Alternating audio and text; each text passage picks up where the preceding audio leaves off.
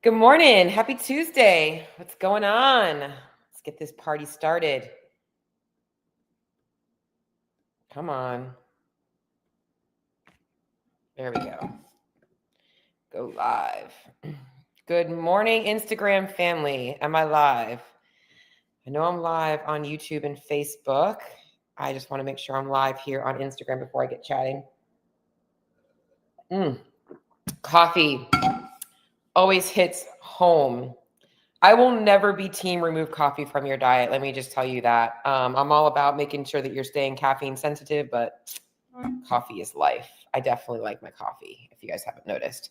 All right, well, let's roll into it. I think that I am live. And if I'm not, well, I guess my Instagram fam won't get to watch this one, but we'll be able to watch the recording. So I actually had a couple of topic ideas for today, but as I was actually working out today and I was thinking about where I'm at in my month, I thought it would be a really good idea to talk a little bit about the menstrual cycle and how this impacts everything, and hopefully help you guys understand a little bit about what's going on with your body and actually find some correlations and causations to changes in how you feel in your training, how you're doing with your nutrition, and obviously also looking at weight fluctuations. And one of the things that I have been very conditioned to understand with all of my clients is where they're at in their menstrual cycle, because I know when to expect a weight fluctuation, when to expect a blah mood, and I can help them understand those things. And then it helps them make more sense of things as they move away from coaching, so that they're better equipped to handle those situations without feeling like they're, so we all get really hard on ourselves. Like, oh, we're having a bad week in the gym. We suck. All of a sudden we're regressing, or we're hungry all the time. We can't figure out why. And now we're like feeling like a failure because we can't stick to our diet. So I want my clients to understand what is going on with their body. And I want you guys to understand what's going on with your body so that you can maybe give yourself a little bit of grace, but also know when it's time to hit the gas pedal and tell yourself to suck it up, buttercup, because you can actually get through these tough times. And I want to start by saying that every female is going to experience changes in hormones very differently. Some are going to be more sensitive than others. So you might not ever even notice any changes in how you feel, whereas other clients of mine and you might be more sensitive to those changes and really notice big fluctuations in your mood. It's not just, I think people just associate the menstrual cycle with your period and having these, bad cramps and bloating and all this stuff. But there's so many other things that happen in the course of the month that my clients, I've noticed some are more sensitive to than others. And I want to break this stuff down for you guys today. So as I'm talking today, if you guys have questions about this topic or anything else, just let me know. So feel free to pop them up in the chat, and I'll routinely kind of look over in the Instagram chat. And if you're not a female and this doesn't pertain to you, I'm sorry, this is today's topic, and maybe you can actually listen to it because maybe you have a girlfriend or a wife and you don't understand why all of a sudden they don't even want to look at you. So maybe this will help you understand things a little bit better. So let's get rolling into it. So why, like I said, the main reason I want to talk about this topic is there is so much information out there in terms of training for your cycle and changing your nutrition for your cycle and seed cycling and all of this different stuff, right? And it's so easy for us all to look for external factors and external things to dictate what's going on with us. And as I said in the beginning, every woman experiences these feelings and changes in hormones very differently. So just because Joe Schmo says you should be doing something doesn't mean that you should. And this is where it's important to understand how to listen to your body. And that is my main goal for you today, is learn how to read the signals that your body is giving you based on how you experience your cycle. Okay. So if you're somebody who is struggling to stay consistent with your training around your period, every time it's period week, you're like, I feel like dog shit. I don't want to go to the gym. I'm just going to stay home. And it's knocking you off because now you really have one or two good training weeks out of the entire month. I want to help you. If you're somebody who feels like you have off weeks in the gym and you can't figure out why, and then you're like beating yourself up every time that you go into the gym and you're hating it, I want to help you. If you're somebody that's dealing with those appetite changes in your diet around your cycle, you don't really understand. Maybe there's a week where all of a sudden, like, you just don't have an appetite. You feel sick to your stomach. You're nauseous. And then maybe there's another week where you're craving everything and you don't know why. I want to help you. If you're somebody who's getting frustrated because you're on a fat loss journey and it seems like you have these weight spikes no matter what you're doing, I want to help you. I want you guys to understand what is going on. No fear mongering, no excuses. I just want you to understand and give you guys a smarter strategy for working with your cycle, not against it. So I'm not going to get deep into the weeds here on the hormones, but I want you to understand that your hormones are the biggest thing that are causing these changes in how you feel with your appetite, your energy levels, your workouts, and all that kinds of stuff. If you want a deep dive on hormones, your cycle, and even if you're a female going through perimenopause or menopause, just reach out to me because I did do a live training on this that went very deep dive into all of the hormones and everything. And I will send that over to you. I have the replay still. But what I want you to understand today is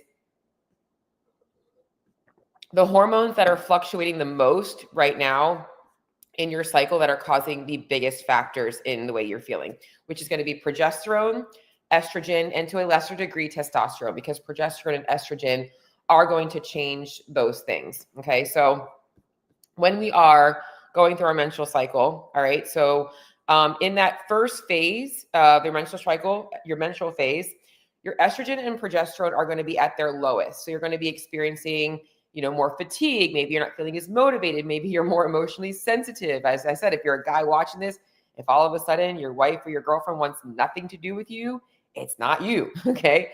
Your energy is often a little bit lower. Maybe you have a little bit, it's just a little bit harder for you to move. You don't have as much energy output.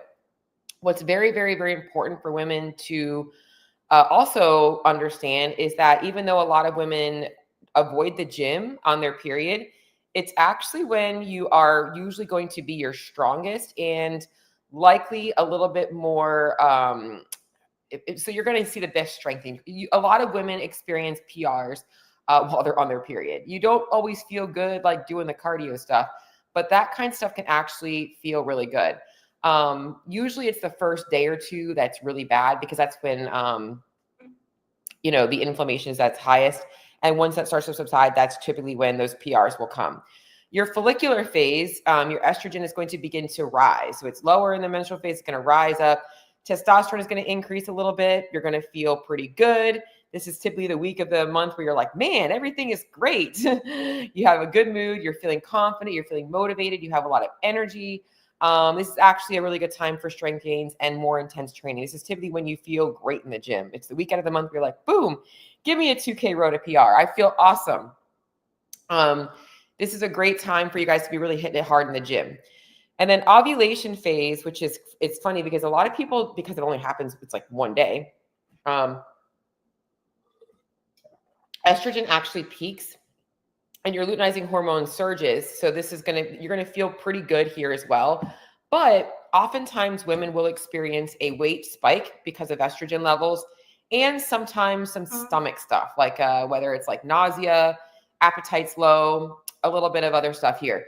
Another really important thing to note about ovulation is I always also start to correlate. So a lot of my female clients have reoccurring things like back injuries or knee injuries or something like, or shoulder injuries. There are certain times of the month where you are going to be prone to more joint laxity and a little bit of changes in neuromuscular control. And this typically does happen around ovulation and right before your menstrual. So right before that, in the end of your luteal phase. So we want to also take a look at maybe making some modifications to your training, but I'm going to talk about that. Don't change anything yet, but just know that these are times of the month when your body is more prone to injury. So if you're somebody that's listening to this and you're like, yeah, I do have this reoccurring injury, I want you to start to realize why it's important to pay attention to these things.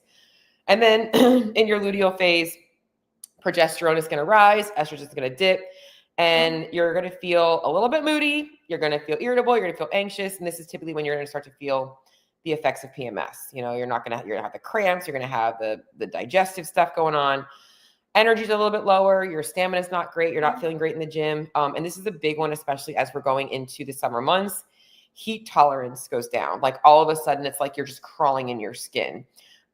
Important in this phase is you want to really think about structuring a little bit longer warm-ups here because you need a little bit more time to get yourself ready to go. And this is also where I mentioned we can be more prone to injury because of some of the inflammation and also changes in those hormone levels. One good thing here is, well, that's kind of the main things I want you guys to understand about those 4 phases. My main thing though isn't for you guys just to understand those 4 phases. Like, okay, now I know this. Why is this important and how do I utilize this? So if you are not tracking your cycle, I do recommend tracking your cycle, giving yourself an opportunity to see where you're at. All right. So, like knowing when you're starting your period and when you're ending your period, knowing when you're ovulating, knowing these things is going to help you understand those fluctuations on the scale. I now know every month with my clients, after working with them for about 3 or 4 months, I will see every month when the weight spikes from ovulation and when it spikes from menstruation. So now when a client starts a diet without me, okay, and it's day 14 and they're like, oh my God, this isn't working. My weight just went up 3 pounds. And they think it's the diet that's not working. It's really just hormones. And if they just stay consistent, the weight drops. And every single month, that spike gets lower and lower and lower as their weight goes down. Okay, so we'll always have weight spikes, but the spikes will start to come down if you stay consistent. So that's one of the things that helps you understand.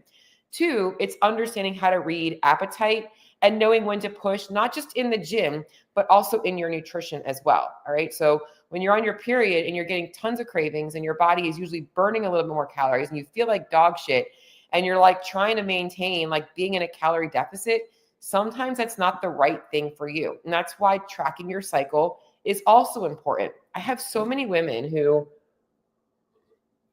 have thought they dealt with the binge restrict cycle. They thought that they were that person that like, I can make it 3 days or 3 weeks into my diet. And then the 4th week comes and I always fuck up and I binge. And when they understand that it's because they were trying to be in a calorie deficit when their body is literally fighting them to eat more food, just by shifting the amount of food that they were consuming that week, they removed that guilty feeling of eating too much. And often that helps remove the binge cycle, because when they were in that place of like, oh, I went over on my calories, well, I fucked up, I might as well just have whatever I want and get back on track when I start to feel like shit again about myself, it breaks that cycle. So some of my clients do need a little bit more food around their period. So I kind of look at that in terms of like, hey, where are we pushing? Where are we not pushing?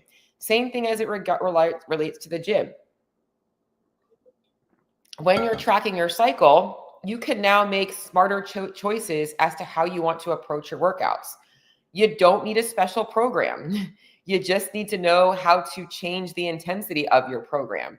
If it's, the first day of your period and you're going into the gym and you're like feeling like crap and like you don't want to be pushing it really hard, maybe it's like taking the weight down in the Metcon. Maybe it's going into the gym and getting on a bike and doing something a little bit more lower intensity just to kind of keep yourself moving. Maybe it's focusing on lower percentage lifting and doing some bodybuilding style stuff. It's knowing how to adjust things. And I know that this is hard because a lot of you guys take a CrossFit class and you feel like you should not have to modify the workout, or you feel bad going in and being like, hey, I'm just not feeling doing a 5-minute intense workout today. But that's also part of why it's so important to take a more individualized approach, even in a group setting. And you have to be able to take care of yourself and to make those adjustments, because that's how you're going to be able to be successful. I guarantee you that your CrossFit coach would much rather you stay consistent 4 weeks out of the month rather than only having 2 good weeks out of the month and then not showing up the other 2 weeks. And if they don't, they're probably not a good CrossFit coach. Okay, so I love group training. I'm just a little tangent here, but I also love that people that don't train in a group setting have that ability. It's why they are likely more successful with being consistent, because they don't have the pressure of just following a program that really probably isn't the best for them. So you don't need a special program. You just have to be able to hold yourself accountable to being okay with making modifications to your current program, right? So this is why it's important to track your cycle. Now, as I was mentioning before, going into the injury stuff, it's really important for you guys to read how your body is feeling as you're starting to warm up. And this isn't just about your cycle too. This is also in general. If you're going into a day of training and like you're warming up and like you're like feeling like, man, like I'm not getting warmed up fast, but like you feel like you're in a rush to get warmed up, that's usually the wrong thing. In that instance, you might want to be just like extending your warm up, even if that means it's kind of bleeding into your actual workout, doing more warm up sets. And if that means that your working sets are actually warm up sets, that's okay, because that's going to get you more bang for your buck. the worst thing that you can do is say, I'm just going to push through, which is what a lot of y'all do, because women are just notorious for being like, just hell-bent and freaking stubborn, and you're just going to push through anything. But if you learn how to like, okay, I'm going to get more out of this if I can actually warm up a little bit longer and be a little bit more loose and limber before I start to get into my heavier sets. That's going to help you. Or even before starting your CrossFit Metcon. Like this is where CrossFit, I think, often gets a bad name, because what you guys see, another tangent, is the 21-15-9 thrusters and pull-ups, the 30 clean and jerks for time. Okay, so if you're going into this workout that's going to be like 2 to 5 minutes and you've done nothing to warm up, like your central nervous system, your body is not ready for that. And in these times, you're putting all of that pressure on your joints. Your body's not ready for that. You need to extend the warm up. I think that you might think that like you're wasting your energy, but you're not wasting your energy. You're actually priming your energy. You're priming your body to utilize energy more effectively. You're going to feel better if you extend that cycle or extend that. Now, the other thing to notate is that your cycle is not going to be the same from month to month. You might have some months are better than others for whatever reason. A lot of factors outside of your cycle, outside of your hormones, are going to impact that. Stress is a big one. Sleep is a big one. Changes in your diet are a big one. Changes in your body composition are another big one. So your cycle you might not always feel the same every single month. That's also normal. Some months are going to be better than others. There are some things that we can do with nutrition to hopefully help make sure that your cycle is optimized as best it can be to keep you feeling your best. And this is the stuff that a lot of women, we can get nuanced into all of this crazy stuff, but it comes down to the basics first, and then focusing on maybe just a few tweaks here and there. So while there might be specific things that are better for specific times, I don't necessarily think that you should be eating differently at different phases of your cycle. I think that you should be eating the same, but understanding that you probably need to make sure that you're getting enough of these specific nutrients. And one of the biggest nutrients that women tend to run into a problem getting enough of and absorbing enough of is iron-rich foods. I think that so red meat for a long time was, if you are in a deficit and you're trying to lose fat, I know you are likely limiting red meat because red meat is high in fat. So I know this because there's often times where I have clients who come to me eating a lot of red meat, and I have to hey, well, if you want to be able to eat, more volume, you're probably going to have to decrease some of the red meat. So you want to make sure you're getting in enough iron-rich foods, but it's not just red meat. It's also things like spinach as well, and other iron-rich foods, vitamin B-rich foods. So even whole grains, which people often demonize. Okay, so those are going to give you lots of iron, but you also want to make sure that you are absorbing that iron. And vitamin C actually helps the absorption of iron. So you want to make sure that you're pairing your iron-rich foods with vitamin C. That helps with the absorption of them. Another thing that people that you might be deficient in that often is kind of like underrated is the importance of omega-3 fatty acids. When I was back in my paleo days, omega-3 was the big thing. Like everybody was on fish oil. Like you were like literally bleeding fish oil. Like it was just crazy. But now it's kind of gotten like on the backseat burner. You don't hear a lot of people talking about fish oil anymore. Omega-3s have a ton of anti-inflammatory properties and can help with inflammation, can help you feel better. So you should be taking omega-3s on a regular basis and making sure that you're getting a good quality omega-3. So if you're not getting a lot of, cold water Alaskan salmon or other sources like sardines of omega-3s in your diet, walnuts, you want to supplement. I take an omega-3 supplement because I know even though I eat grass-fed beef, I add a little bit more in that. Much like iron-rich foods, omega-3s are better absorbed with vitamin D, and omega-3s actually help your body absorb vitamin D better. So you always want to pair your omega-3s with vitamin D. So those are kind of like my supplement stack / foods for people that are looking to optimize that. Another one that is often underrated, and I'm big about this, is fiber. Fiber is going to help pull excess estrogen. It's going to help. It's a natural detoxifier. It helps pull stuff out of your gut, and it will keep your gut more regular. So fiber is often underrated.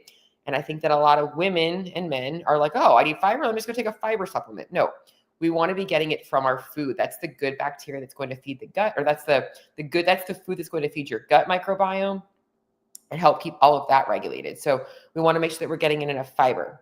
So when we talk about making nutrition adjustments around your cycle, there are really two adjustments that I would make in terms of caloric adjustments, because at the end of the day, your foods shouldn't change much. When you're in your luteal phase and you're going into menstruation, you might need to increase your calories a little bit, from about 100 to 300 calories. You are typically burning a little bit more during this phase. And this is going to be like a case by case basis. So if you are in a fat loss phase and you're like, man, I don't want to like hinder my progress. It's kind of finding that sweet spot. Like, do I need to have the extra? Do I not need to have the extra? Again, every woman's cycle is very different. And you might be more or less sensitive to it. So whereas in your follicular phase, that might be a time for you to take advantage of being a little bit more aggressive with your deficit and being a little bit more aggressive because you're feeling really good, energy's up and all that kinds of stuff. So you might need to really focus on, in your follicular phase, being okay with being in a little bit lower calories. And then in your luteal phase, maybe being 100 to 300 calories higher. Now, the other thing that actually helps work with this is knowing that in your luteal phase and going into menstrual phase, you're not going to feel your best and intensity should typically go down a little bit. You could take advantage of this by still being in deficit, by allowing your calories to go up, but emphasizing more low intensity exercise, because that low intensity exercise might burn more calories than your high intensity exercise because you're doing it for longer durations. So even though you might think you're not making any fitness gains, if you're not pushing the pedal or pushing the gas on the pedal in that phase, you actually might be doing yourself a better service if you're like, okay, I'm going to bring calories up a little bit. I'm going to increase the cardio because it's a little bit less stressful on my body. It's going to help get rid of some of the inflammation. And then I'll get back into hitting my training again harder in that next phase. So this is kind of where it's all about understanding how your body responds well to your cycle. So hopefully this is all making sense to you guys. I'm just going to take a look here to see if I have any questions or anything on this so far. Nope, no questions so far. Okay. If you guys have any questions, please just let me know. So let's just talk a little bit about some of the myths that we do here. And I want to make sure that I make this important for you guys, or make this clear for you guys. When your weight fluctuates around your cycle, before freaking out and thinking that you gained 3 pounds in a week and that you ruined everything, okay, understand that it is usually mostly water and inflammation. And the way that you can dictate this is asking yourself, have I changed anything in my nutrition or my training? Have I been consistent with both of those two things? Because if you have, then likely it's going to be changes in your water weight fluctuations or inflammation. So don't need to worry about it then. If you're like, no, I'm on my period and like, I know I've been eating an extra 500 calories a day. This is where understanding how to build more of a calorie cycling or calorie cycling approach might help you a little bit. Okay. Another one that I need you guys to think about is cravings. Cravings and hunger are normal. They are physiological, and estrogen and progesterone changes are going to cause appetite changes. Okay. So don't think that you having cravings and not being able to fight them is all of a sudden you not having willpower. It comes down to you understanding how to feed, but not overfeed them, right? And so for a lot of my clients, before they come to me around their period week, they're trying to practice so much discipline. Like, I got to stay in the deficit. I cannot eat these foods. And what that usually leads to is like, they get that weak moment and they're like, I'm just going to have one piece of chocolate. And like, oh my God, that's it. I fucked up. Now I'm going to have 5 pieces of chocolate. Okay. It's not a lack of willpower. So instead, I kind of start to learn, and I encourage my clients going into that week, hey, let's plan in some non-negotiables this week, because every single month it's the same problem, right? Let's just plan for it now. I just spit on myself. Let's just plan for it now. Let's make sure we have a plan going into this week. What are your go-tos? What do you always reach for? And let's make a plan for them. Okay. And then the last thing I want to talk to you guys about is the training piece. I know I've already talked about this, but it's so important. Training, listen, all right. We have been training for, exercise has been a part of life for, I don't know how many decades, right? Like back in like the 30s, like that, we started to come like formal exercise, right? Sports were a thing before that, but that's when like formal exercise started, right? 1930s. I feel, man, it's a long time ago. So what we have to understand though is we've become more aware of what's going on with our body.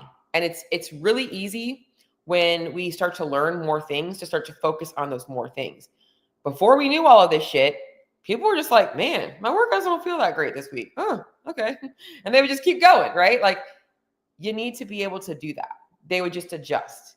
The more you know, it actually makes things harder. So I want you to kind of take all of this, know all of this, and know that you don't need to have a special training plan. You also don't need to train the same way every single week. You have to expect that you're not always going to feel the same. In fact, I've been doing CrossFit for 15 years. And before CrossFit, I was into running, and I was into boot camp and body weight stuff and bodybuilding and all of the other things and home workout videos. But every single week wasn't going to feel the same. Some weeks the weights feel heavier than others. Some weeks the paces don't hold, right? Like, that's part of it. Like, the longer you do things, you're not always going to PR. You're not always going to feel better. Some days you are going to feel a little bit worse. That's the ebb and flows of training. So you don't need to train the same every week. You don't need to change your training for your cycle. You just need to know how to read your body and be able to make those adjustments, and giving yourself the opportunity to be able to say, like, today, this is what I got. That's it. I checked the boxes today and I did the best that I could, and that's winning. Okay, so if I can leave you guys with anything today on this topic, I want you guys to learn how to track your cycle, and it's not that complicated. You don't need a special app. I have my client notes, and in my client notes, I note when their period comes, when they're ovulating. I know all of these things so that when I get a feedback or when I get a check-in, like I had one last week, and she's like, man, on Saturday, like, my appetite was just horrible. I felt sick all day. My stomach was bloated. And then the next day, like, I was like, okay. And I'm like looking back at her cycle, or like her last period. I'm like, is it possible you might have been ovulating? And she goes, yes. I'm like, oh, there we go. Or if I have a client who's like, man, like, I just can't believe it. Like, it was a week we were supposed to be testing, and like none of my lists feel good. I just don't really feel like I'm into it right now. And I'm like, look back at her last period. I'm like, well, according to my record, you are coming up on your period. So is that possible? And, oh yeah, that's true. Okay.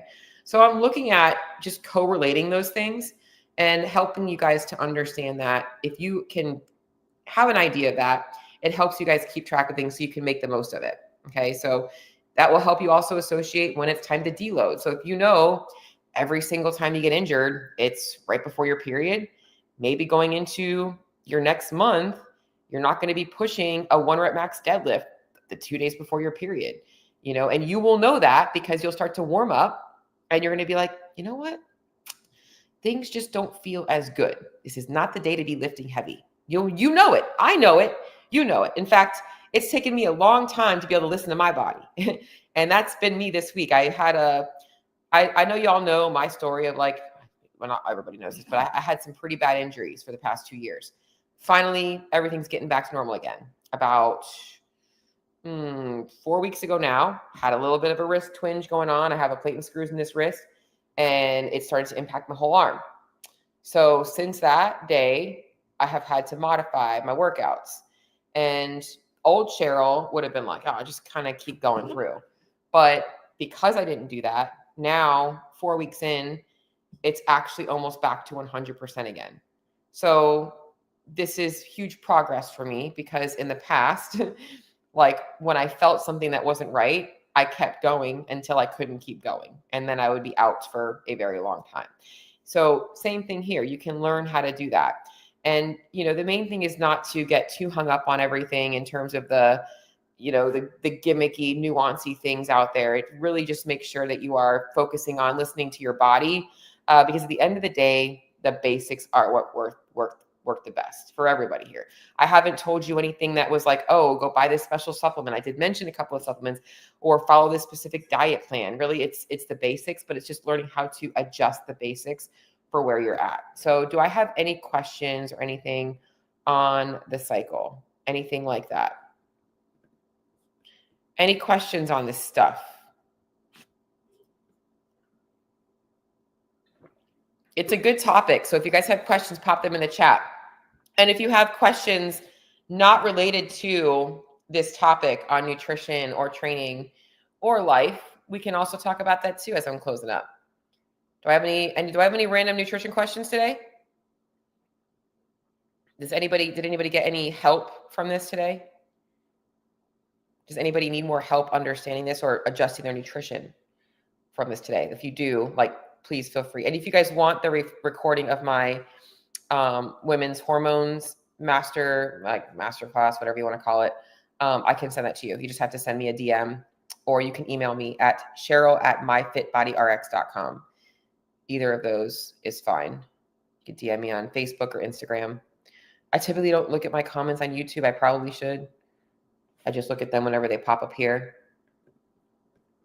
No other questions, guys? Nothing?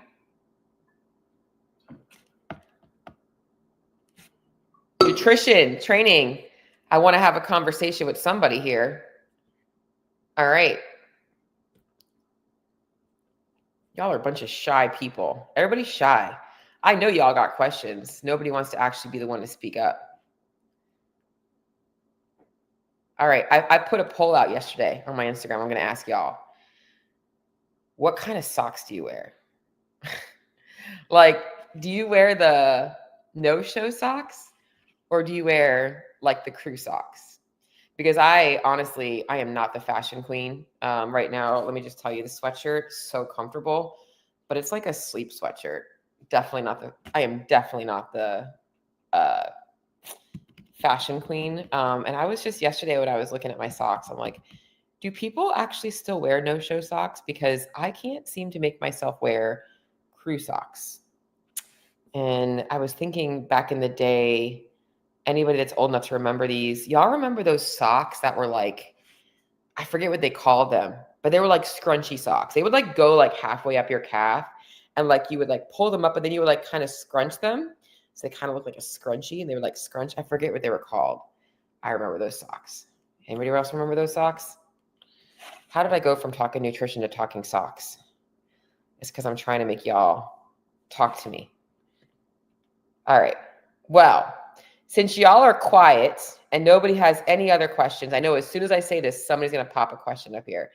I am going to sign off for the day. But actually, before I sign off, let me just make one more announcement. I now have a team. Like, I'll be honest, this is a very scary time for me because I have kind of been like solopreneur / I have an assistant coach and an assistant, and I see you on here, Nike girl, if you're still on here. But growing like a team is something that is rewarding, but also a little bit scary because obviously I care about all of my clients' results. And then when you pass off that torch to somebody else, you have to have that trust. But I do have trust in my team. So we are now a little team, and the team is full. There ain't nobody else coming on my team. We got a good little team, and we're going to build some connection. So it's myself. I've got Coach Hannah Gaines, who has already been a coach of mine for a long time. She is primarily going to be working with a lot of my postpartum moms. She just had a baby herself, but also she's a CrossFit affiliate owner and used to be a badass athlete herself before mom life, and still is a badass athlete. I also have Coach Bobby, who is new to the team, has went through her own transformation herself, and she is really going to help a lot of women who deal with the mental aspect of dieting. You know, they've been trying to lose 50 pounds forever, and they have just been on every diet under the sun, and they can lose it, but they can't maintain it because it's always restrictive. Like, gonna be awesome. I've got Carla on the team, who is a teacher and has had I think she's lost over 70 pounds now herself. And I really want her to help work with teachers. Those of you guys that are working full-time teacher jobs, maybe also you have extracurriculars and stuff like that. I think that she's really going to help give you guys some strategy. And then I've got Coach Hannah Hardy. I've got two Hannahs, which can get very confusing. And she is a badass coach herself, has been working in the coaching space for a while. But she really wants to work with a lot of my CrossFit athletes. So if you are an athlete looking to take it to the next level, and then there's myself. I am on the team as well. And then the person that keeps it all together is my beautiful assistant, Stephanie, and she is awesome. And she keeps everybody organized and connected. So if you guys are in my Facebook group, you know you've met Stephanie. She's awesome, and I think that she would be a phenomenal coach herself, but we're not going to put her with too many hats. So, but yeah, that's our team, and we would love to have you guys. We do have a couple of different options. So if you are interested in joining us, shoot me over a DM as well. There actually is a link in the show notes to find different ways to work with us, and I'm excited to expand and lots of good things coming up. I know it's the summer months and everybody's got a lot of vacations and stuff going on. So going into the fall, hoping to get a lot of people set back up on some successful journeys. So that was the only other announcement I have, because that's a big one. So I guess until the next episode, guys, if you guys have anything that you want me to talk about here, I will definitely always take suggestions, and we will go from there. Until next week, have a good day.